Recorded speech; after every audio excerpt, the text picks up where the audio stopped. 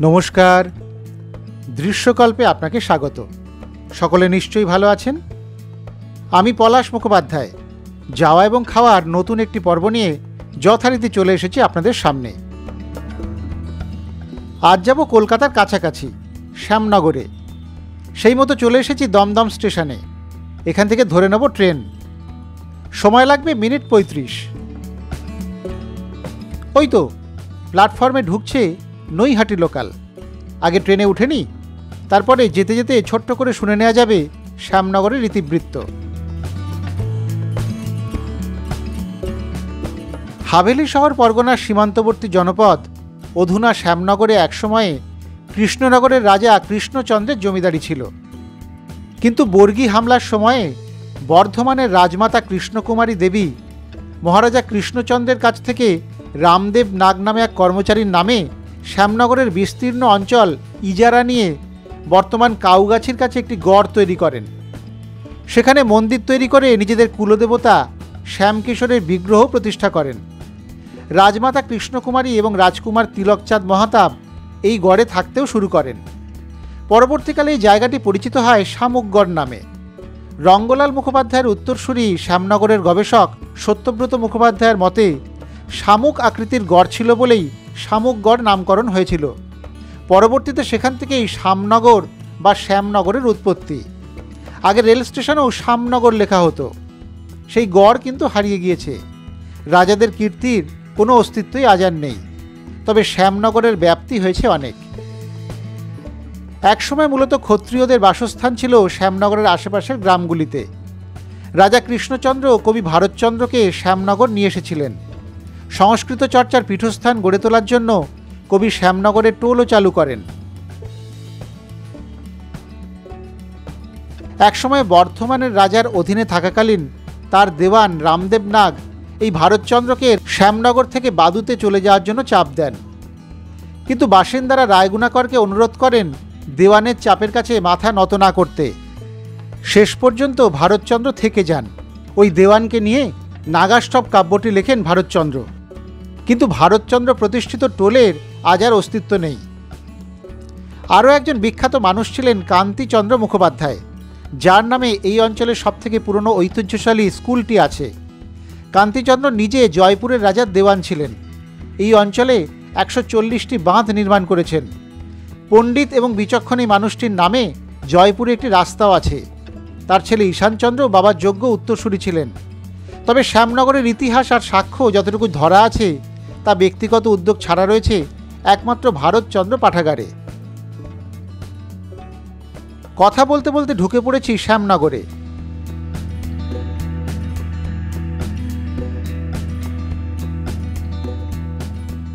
প্ল্যাটফর্মে আমায় নামিয়ে দিয়ে চলে গেল ট্রেন। এবারে শুরু হবে আমার শ্যামনগর ভ্রমণ। তবে প্রথমেই সারা হবে প্রাতরাশ। বেরিয়েছি প্ল্যাটফর্ম থেকে। শ্যামনগর স্টেশনের গায়েই রয়েছে স্বপন সাহার পরোটার দোকান। তেল ছাড়া পরোটা বলে এই তল্লাটে এই পরোটার ব্যাপক নামডাক। আমিও আজকে শ্যামনগর ভ্রমণ এখানে এই পরোটা খেয়ে শুরু করব মনস্থির করলাম। তবে এই দোকানে বেশ ভিড়, বসে খাওয়ার ব্যবস্থাও নেই। ওরাই বললেন বাজারের মধ্যে পরোটা তৈরি হয়, সেখানে নাকি বসে খাওয়া যায়। সামান্য হেঁটে চলে এলাম সেখানেই। তবে এখানে আবার ছবি তোলা বারণ। যাই হোক, পরোটা এবং সয়াবিনের তরকারি দিয়ে সারা হলো প্রাতরাশ। তবে আমার অবশ্য এই পরোটা এমন কিছু আহামরি লাগেনি। এর আগে আমরা এমন তেল ছাড়া পরোটা বেশ কয়েকটা জায়গাতে খেয়েছি।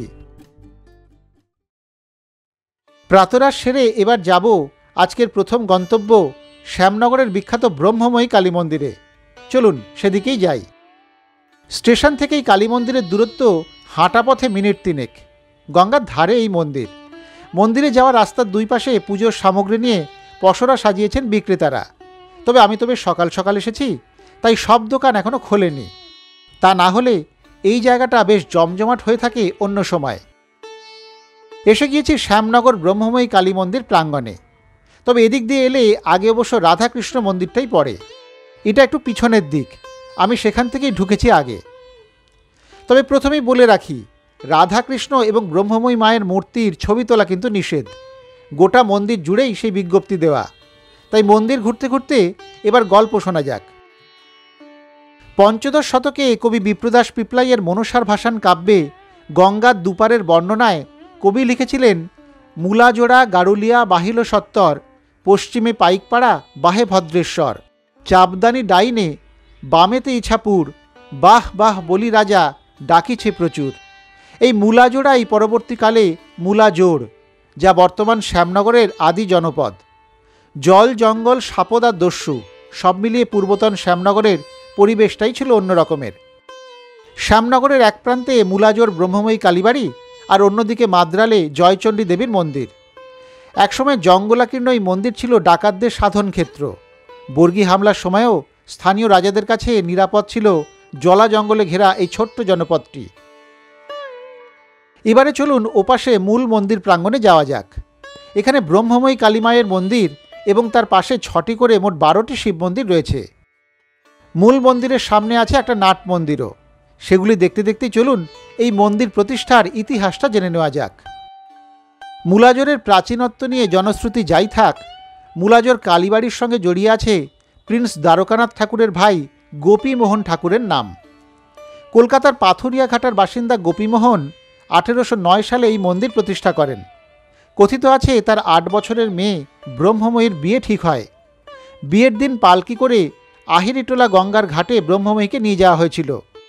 স্নান করে জল ভরে আনার জন্য জলে নেমে তলিয়ে যায় ব্রহ্মময়ী। তার দেহ ভেসে ওঠে মূলাজোড় ঘাটে।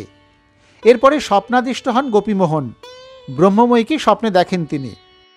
মূলাজোড় ঘাটে তার দেহ ভেসে উঠেছে স্বপ্নে জানতে পারেন এবং কালীরূপী ব্রহ্মময়ী তাকে বলেন, আমি তোমার মেয়ে, আমার দেহ যেখানে ভেসে উঠেছে সেখানেই মন্দির প্রতিষ্ঠা করো।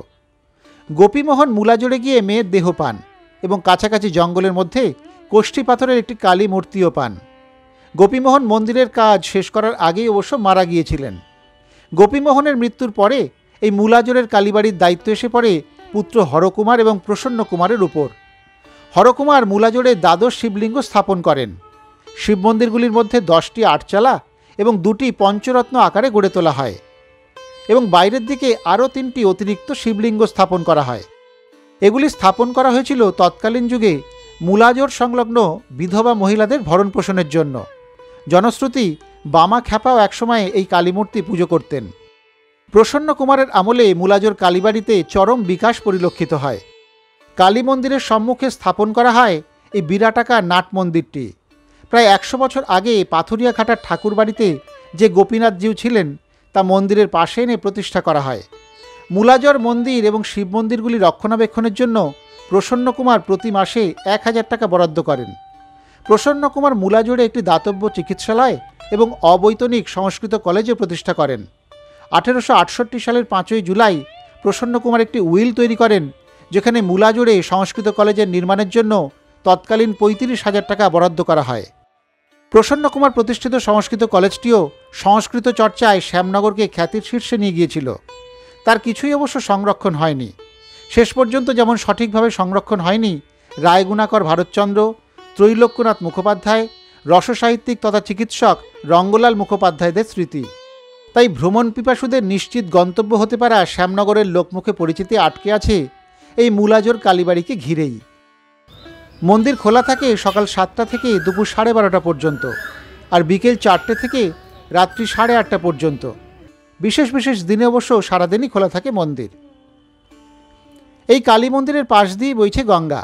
এবারে এলাম তার কাছে।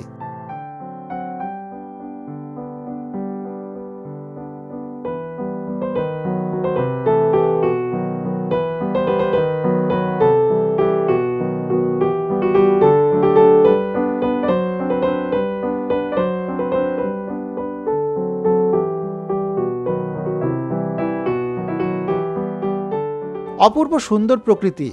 এখানে গঙ্গার পাশটা বেশ সবুজ। সামান্য দূরেই খেয়া পারাপারের ঘাট, সেখান থেকে লঞ্চের আসা যাওয়া, পাশাপাশি জেলে নৌকার আনাগোনা, দৈনন্দিন কাজ, এসবই চোখে ধরা দিচ্ছিল দৃষ্টিনন্দন হয়ে। ভালোই লাগছিল আমার এই জায়গাটা। বেশ খানিক সময় বসে রইলাম গঙ্গার ধারে।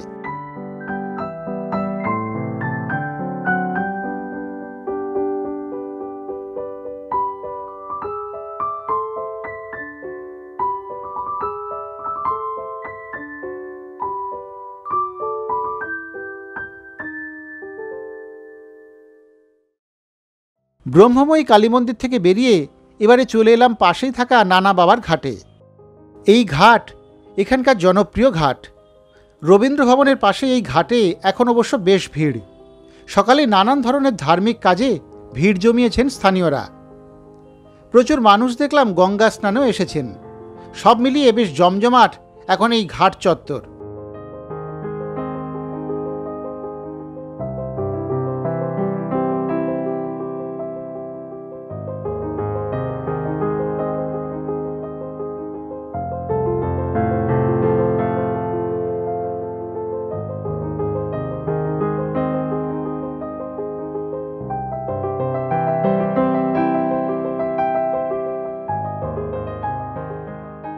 নানা বাবা ঘাট থেকে বেরিয়ে চলে এসেছি সিদ্ধেশ্বরী মন্দিরের সামনে। হেঁটে মিনিট 3 সময় লেগেছে। ঘোষপাড়া রোডের ওপরে এই মন্দির। আধুনিক কাঠামো। এই মন্দিরের বয়স সেভাবে জানতে পারলাম না। পুরোহিতকে জিজ্ঞাসা করাতে তিনি 500 বা 600 বছর বলে দিলেন, কিন্তু তার সপক্ষে কোনো যুক্তি দিতে পারলেন না। মন্দিরের ভিতরে অবশ্য টেরাকোটার কাজ আছে, তবে সেই টেরাকোটা আধুনিক, মোটেই পুরনো নয়। এই সিদ্ধেশ্বরী মায়েরও ছবি তোলা বারণ, তাই তার ছবিও দেখাতে পারলাম না।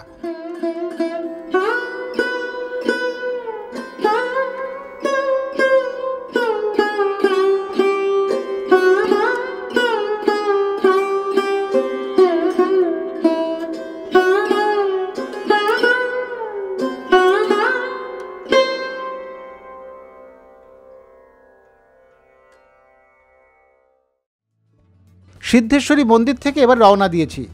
যাচ্ছি নতুন পল্লী বড়ুয়াপাড়ায় শ্যামনগর বোধি বিহারে। তবে এখান থেকে একটু দূরে, সেটা 26 নম্বর রেলগেট পেরিয়ে যেতে হবে, তাই একটা টোটো নিয়ে নিয়েছি।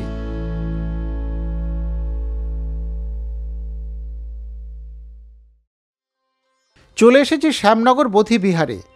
বাইরে থেকে দেখা যাচ্ছে একাধিক বুদ্ধ মূর্তি রয়েছে ভিতরে। ভিতরটিও বেশ সুন্দর, বাইরে থেকেই ভালো লেগে গেল আমার। ভিতরে ঢুকেই ভালো লাগবেই আপনার। পরিচ্ছন্ন শান্ত পরিবেশ, খুব শান্তিপূর্ণ সময় কাটানোর জন্য একটা আরামদায়ক জায়গা। এই মঠের ভিতরে নানান রকমের বৌদ্ধ মূর্তি রয়েছে। মঠের একপাশেই বুদ্ধের শায়িত মূর্তি।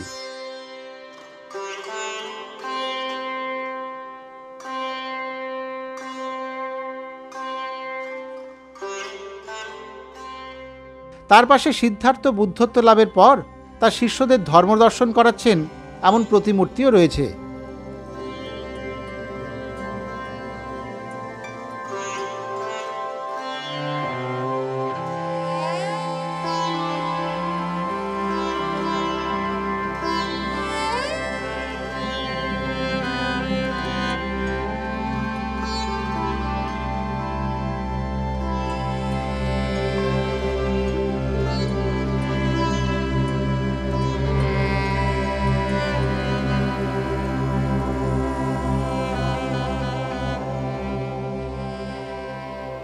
শুনলাম এই বৌদ্ধ মন্দিরটি 1957 সালে প্রতিষ্ঠিত হয়েছিল। এটা স্থানীয় বৌদ্ধদের দ্বারা নির্মিত একটা প্রাচীন মন্দিরই বলা যায়। আমার বেশ ভালোই লাগছে এই মন্দির চত্বরটি। চলুন বেশি কথা না বলে বরং এই ঘুরে দেখি শান্ত সুন্দর মন্দির চত্বরটি।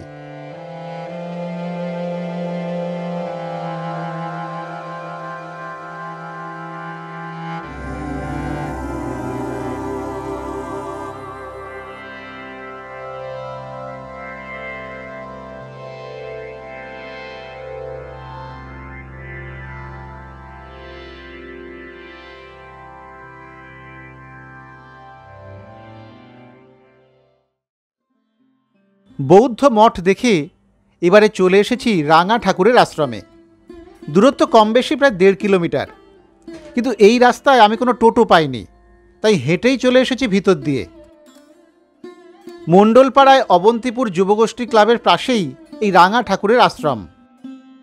ভিতরে ঢুকেই নজরে আসবে একটা বড় মঞ্চ, তার ওপাশে আবার একটা মন্দিরও।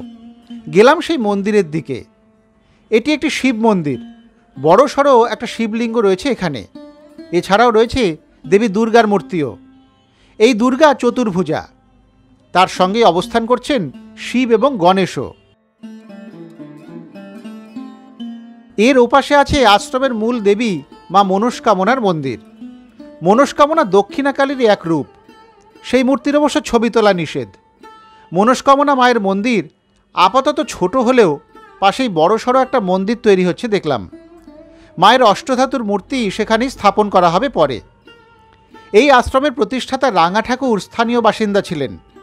পরে তিনি এই জায়গাতেই আশ্রম বানান। শ্রীজীব ন্যায়তীর্থ শিষ্য রাঙা ঠাকুর গুরুর নির্দেশেই এখানে এই আশ্রম তৈরি করেন বলে শোনা যায়। প্রতি বছর দুর্গাপুজোর জমকালো উদযাপন সমগ্র সম্প্রদায়কে একত্রিত করে। এই এলাকাটিকে একটা আনন্দ, বিশ্বাস এবং উৎসবের কেন্দ্রে রূপান্তরিত করে। এখানে নিত্য পুজো হয়। ভোগ পেতে হলে অবশ্য আগে এসে জানাতে হয়। তবে প্রতি অমাবস্যার দিনে এখানে বড় করে পুজো হয়। ওই দিন এলে 15 টাকার বিনিময়ে নিরামিষ ভোগ পাওয়া যায়। শান্ত, সুন্দর, শীতল পরিবেশে এই আশ্রমে দুদণ্ড বসে থাকতে মন্দ লাগে না। রাঙা বাবা আশ্রম থেকে রওনা দিলাম। যাচ্ছি কাছেই থাকা বিজয় কৃষ্ণ গোস্বামী আশ্রমে। এখান থেকে হেঁটে মিনিট 6 লাগবে বলছে গুগল।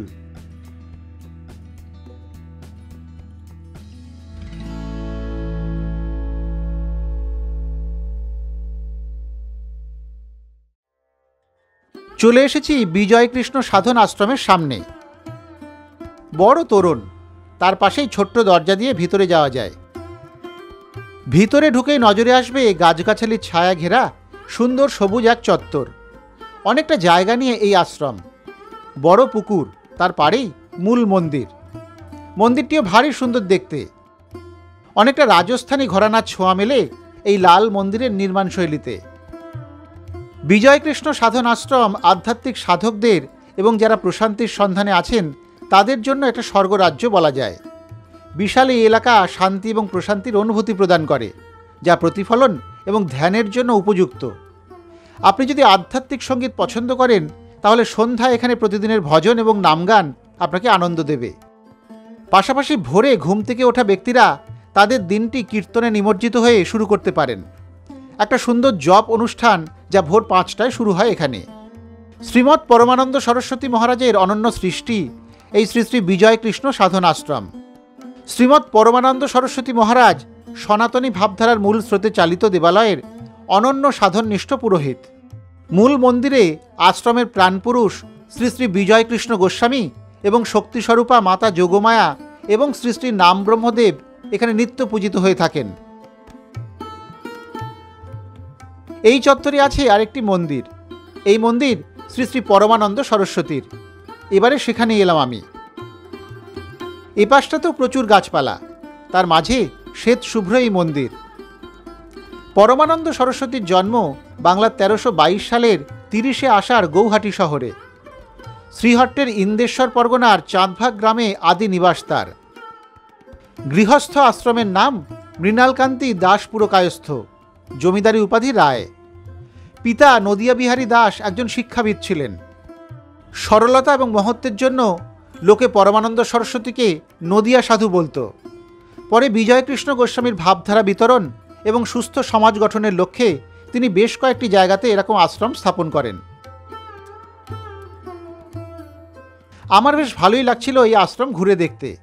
অনেকটা জায়গা জুড়ে আশ্রমের বিস্তৃতি।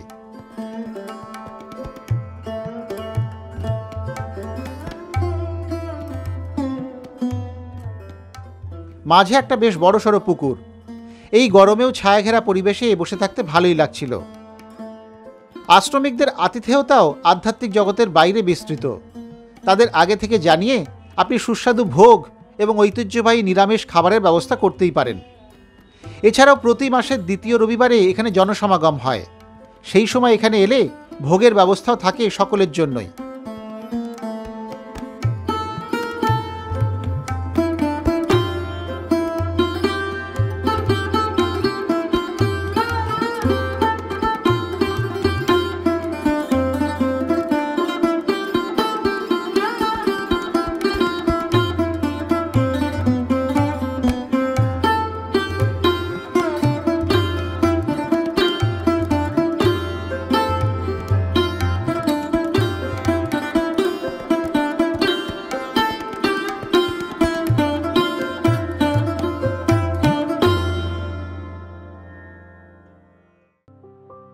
আশ্রম থেকে বেরিয়ে এবারে এসেছি পাশেই থাকা মণ্ডলপাড়া খালধারে। এখানে বিখ্যাত সমাধির বাড়ি। শ্যামনগরে 20 টাকার চিকেন বিরিয়ানি বিক্রি করে ইতিমধ্যে সুবিখ্যাত সমাধি। তাই ভাবলাম একটু 20 টাকার বিরিয়ানিটা চোখে এবং চেখে দেখি। কিন্তু আমার কপাল তো খারাপ, সমাধি কিঞ্চিত অসুস্থ, তাই এখন কদিন বিরিয়ানি বন্ধ। এছাড়াও জগদ্দলে এ সমাধির নতুন দোকান খুলেছেন শুনলাম, তাই এই বাড়িতেও এখন বিরিয়ানি বিক্রি আপাতত হচ্ছে না। জগদ্দলে এই বিরিয়ানির দাম অবশ্য 35 টাকা। তবে আমি এতদূর থেকে গিয়েছি শুনে সমাধি এবং তার স্বামী দুজনেই আমায় যথেষ্ট আপ্যায়ন করলেন এবং বিরিয়ানি খাওয়াতে পারলেন না বলে দুঃখ প্রকাশও করলেন। পরে একদিন বিরিয়ানি খেয়ে যাওয়ার প্রতিশ্রুতি দিয়ে বেরোলাম এখান থেকে।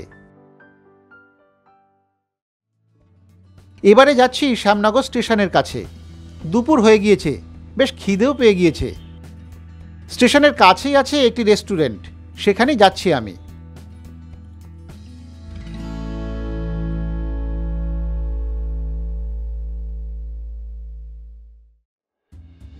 চলে এসেছি শ্যামনগর স্টেশনের পাশেই রেলগেটের সামনে। এখানেই রয়েছে 5 ফোড়ন রেস্টুরেন্ট। আজকের মধ্যাহ্নভোজ সারা হবে এখানেই। এসে দেখলাম 5 ফোড়ন বেশ বড় সড়ো রেস্টুরেন্ট। নিচের তলায় লাইভ কিচেন, যেখানে প্রচুর মানুষ ইন্ডিয়ান, তন্দুর, চাইনিজ, বাঙালি বিভিন্ন স্বাদের খাবার তৈরি করে চলেছেন। উপরে 3টি তলায় বসবার ব্যবস্থা। এদের বাঙালি থালিরও ব্যবস্থা আছে। আজকের থালিতে কি কি আছে সেটা একটা বোর্ডে দেওয়াও আছে। শুনলাম এই মেনু নাকি প্রতিদিন পাল্টে যায়। ভিতরে ঢুকলেই ছিমছাম পরিচ্ছন্ন পরিবেশ। একটা ওয়েলকাম ড্রিঙ্কও দেন ওরা। ওয়েলকাম ড্রিঙ্ক নিয়ে আমি বসলাম। আমি অবশ্য বাঙালি থালি খাবো বলে অর্ডার দিয়েছি, নিরামিষ বাঙালি থালি। কিছুক্ষণ পরেই চলে এলো আমার থালি। সুন্দর করে সাজানো একটা বাঙালি খাবারের আয়োজন, দেখেই দারুণ লাগছিল। এক নজর দেখে নেওয়া যাক আজকের থালিতে কি কি আছে।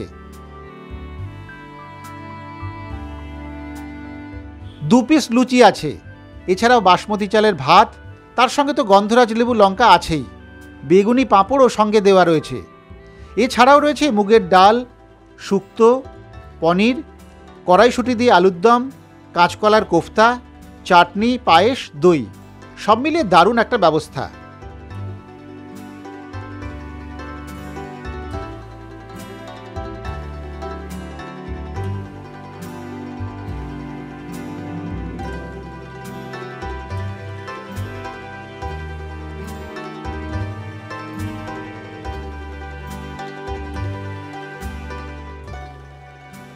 চলুন এবারে ভোজন শুরু করা যাক।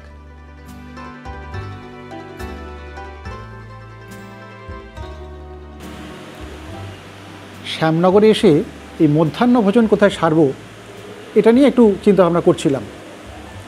বিরিয়ানি তো খাওয়া হলো না, তো এছাড়া আর কোথায় খাওয়া যায় কি যায়, অন্যদের সঙ্গে আলোচনা করে এই 5 ফোড়নের পক্ষে কিন্তু ভোট বেশি পড়ল।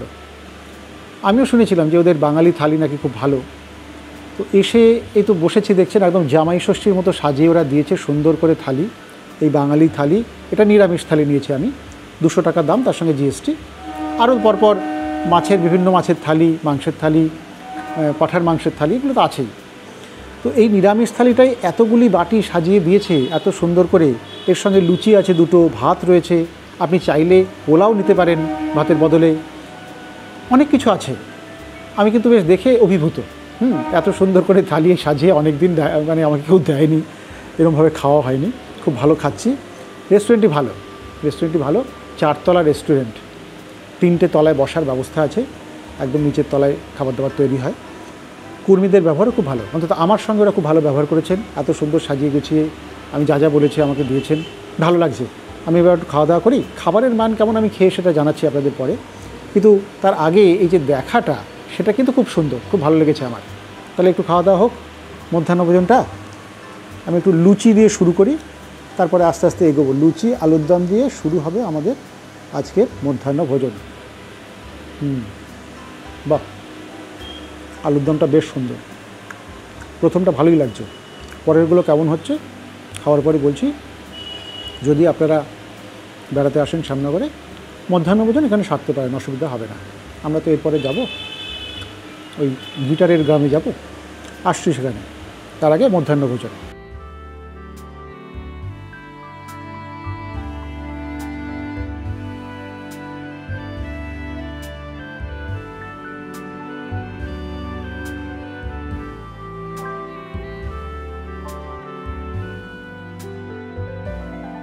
বাহ, শুধু বেগুনি খাওয়া যায়।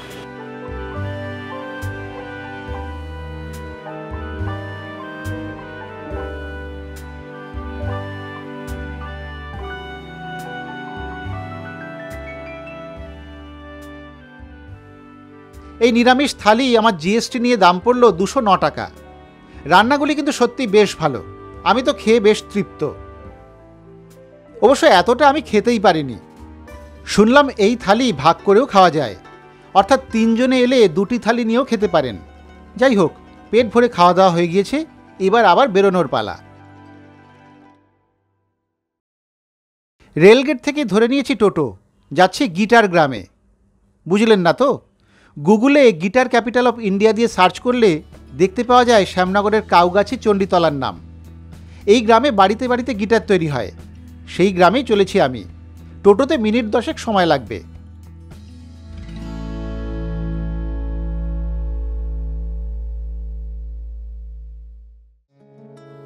চলে এসেছি কাউগাছি চণ্ডীতলা এলাকায়। গ্রামের নাম যাই হোক, তবে মানুষ চেনে গিটার গ্রাম হিসেবেই। এই গ্রামে ঢুকলে গিটারের সুর হয়তো শুনতে পাবেন না, কিন্তু চারিদিকে গিটার তৈরির শব্দ কানে আসবে অবশ্যই। এখানে অনেকটা এলাকা জুড়েই ছড়িয়ে ছিটিয়ে আছে গিটারের কারখানা এবং শোরুম।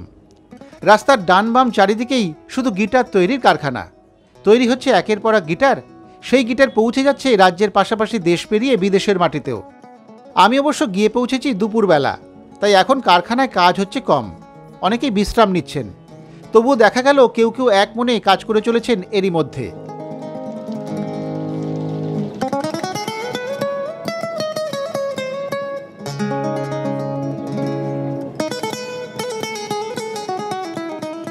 অ্যাকোস্টিক গিটার অনেক রকমের হয়, তবে এই এলাকায় মূলত 5 থেকে 6 ধরনের গিটার তৈরি হয়। একটা গিটার তৈরি করতে প্রায় দিন 7 সময় লাগে। গিটার তৈরির শুরুতে প্রথমেই নেক তৈরি হয়, সেটি কাটাই করে পৌঁছে যায় ফিটিংসের ঘরে। অন্যদিকে বিভিন্ন ডাইসে তৈরি হয় মেন বডি। বডি তৈরি করে দুপাশে প্লাই দিয়ে আঠা লাগিয়ে নাটবোল্ট দিয়ে আটকে রৌদ্রে শুকানো হয়। তারপরে চলে ফিটিংস, অর্থাৎ বডির সাথে নেকে জয়েন্ট করার কাজ। সেটা সম্পূর্ণ হলেই চলে যায় পালিশের ঘরে। সেখানে রং এবং পালিশ হয়ে চলে আসে মেন ঘরে। এখান থেকেই গিটারের সুর বাঁধার কাজ শুরু হয়। স্ট্রিং বা তার ফিটিংস করা হয়। তারপর গোটা গিটার তৈরি হয়ে প্যাকিং হয়ে অর্ডার অনুযায়ী চলে যায় বিশ্বের বিভিন্ন প্রান্তে। গিটার গ্রামের এই শিল্পের সঙ্গে আজ প্রচুর মানুষ জড়িত। কেউ কাঠ সাপ্লাই দেন, আবার কেউ প্লাইউড। এর পাশাপাশি কেউ পালিশের কাজ করেন, কেউ আবার গিটারের তার বাঁধেন। সব মিলিয়ে গিটার তৈরির ওপর প্রচুর মানুষের জীবিকা এবং জীবন নির্ভর করে এই গ্রামে। শ্যামনগর বেড়াতে এলে একবার ঘুরে যেতেই পারেন এই গিটার গ্রাম থেকে। গিটার কিনুন বা না কিনুন, একটা সুন্দর অভিজ্ঞতা তো হবেই।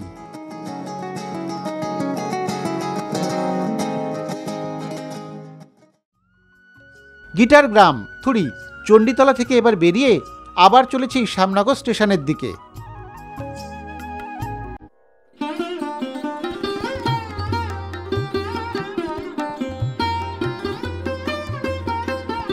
চলে এসেছি শ্যামনগর স্টেশনে। এবারে ধরে নেব দমদমে যাওয়ার ট্রেন। ওই তো প্ল্যাটফর্মে ঢুকছে নৈহাটি মাঝেরহাট লোকাল। আগে ট্রেনে উঠি, তারপরে বলছি এখানে আসা যাওয়া বা অন্যান্য ব্যাপারে। শ্যামনগর বেড়াতে আসার জন্য সবচেয়ে ভালো বিকল্প হলো লোকাল ট্রেন। শিয়ালদহ বা দমদম থেকে নৈহাটিগামী প্রায় সব লোকাল ট্রেনই শ্যামনগরে দাঁড়ায়। শ্যামনগরে এসে টোটো এবং অটো পাবেন, ঘুরতে কোনো অসুবিধাই হবে না। গাড়িতে এলে বিটি রোড হয়ে ব্যারাকপুর থেকে ঘোষপাড়া রোড ধরে আসতে পারেন, অথবা কল্যাণী এক্সপ্রেসওয়ে ধরেও আসা যায় এখানে। তবে ভিতরে সব রাস্তাঘাট চওড়া নয়, গাড়ি রাখায় কোথাও কোথাও একটু সমস্যা হতেই পারে। হুগলির দিক থেকে যারা আসবেন তারা ভদ্রেশ্বর বা মানকুণ্ডু হয়ে তেলেনিপাড়া ফেরিঘাট পেরিয়ে সহজেই এপারে শ্যামনগরে চলে আসতে পারেন। শ্যামনগরে বেড়াতে এলে থাকার দরকার পড়ে না, দিনের দিনই বেরিয়ে ফিরে যাওয়া যায়। খাওয়া দাওয়ার জন্য অজস্র রেস্টুরেন্ট এবং ভাতের হোটেল রয়েছে, কোনো অসুবিধাই আপনাদের হবে না।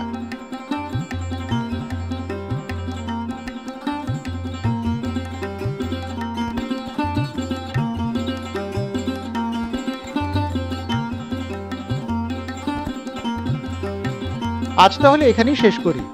আবার ফিরে আসছি সামনের বুধবারে অন্য কোথাও যাওয়া এবং খাওয়া নিয়ে। ততক্ষণ সকলে ভালো থাকবেন, সুস্থ থাকবেন, এভাবেই দেখতে থাকবেন দৃশ্যকল্পের ইউটিউব চ্যানেল।